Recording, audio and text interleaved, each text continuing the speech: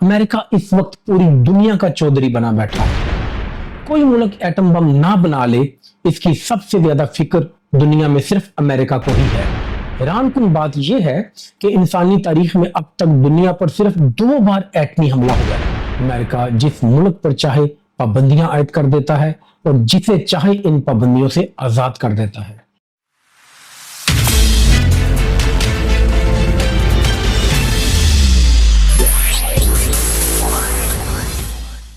बिस्मिल्लाहिर्रहमानिर्रहीम, अस्सलामुअलैकुम। मैं हूं जाहिद नज़ीर और आप देख रहे हैं नई सोच। नाजरीन, अमेरिका ने 9/11 के बाद 26 सालों में 3 जंगें लड़ी। इन 26 सालों में अमेरिका ने 10 ममालिक पर हमले किए, जिनमें Afghanistan, Iraq, Yemen, Pakistan, Somalia, Libya, शाम, वेनेजुएला, नाइजीरिया और ईरान शामिल हैं। इन 26 सालों में अमेरिका ने 9.5 लाख इंसानों को नाहक कत्ल किया। इनमें से किसी ने भी अमेरिका की खुद मुख्तारी को कभी नुकसान नहीं पहुंचाया था। इन 26 सालों में जॉर्ज बुश, बराक ओबामा, जो बाइडन और डोनाल्ड ट्रंप सभी जंग करने वाले सदूर रहे। यानी सदर कोई भी हो, हुकूमती जमात डेमोक्रेट हो या रिपब्लिकन, उनकी पॉलिसी हमेशा अपने मुफादात के गिर्द ही घूमती है। अमेरिका इस वक्त पूरी दुनिया का चौधरी बना बैठा है। उसे लगता है कि वो जब चाहे जहां चाहे हमला कर सकता है। उसे गोया लाइसेंस टू किल की इजाजत है। कोई मुल्क एटम बम ना बना ले, इसकी सबसे ज्यादा फिक्र दुनिया में सिर्फ अमेरिका को ही है। इसीलिए पूरी दुनिया में यूरेनियम अफजुदा करने का रिकॉर्ड और डाटा भी अमेरिका ही मॉनिटर करता है। हैरानकुन बात यह है कि इंसानी तारीख में अब तक दुनिया पर सिर्फ 2 बार एटमी हमला हुआ है, हिरोशिमा और नागासाकी पर, और ये दोनों बम भी अमेरिका ही की तरफ से गिराए गए। यानी जिस मुल्क के पास सबसे ज्यादा एटमी हथियार हैं, वही मुल्क दुनिया में दूसरे ममालिक की एटमी ताकत पर सबसे ज्यादा एतराज करता है।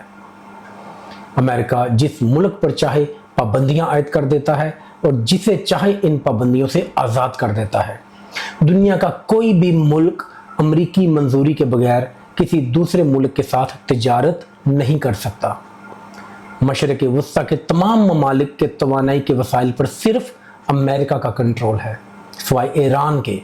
तो ऐसे में ईरानी नाफरमानी की सज़ा तो बनती है, लेकिन इस ताकत के मुजाहरे में गिरदोनवाह के ममालिक का जितना नुकसान हो रहा है, इसका कोई अंदाजा भी नहीं लगा सकता। दिलचस्प बात यह है कि अमेरिका ने पिछले 26 सालों में जितनी भी जंगें लड़ी, वो अपनी सरजमीन से बहुत दूर जाकर लड़ी, ताकि उसके अपने शहरी जंग के खूनी असरात से महफूज रह सके।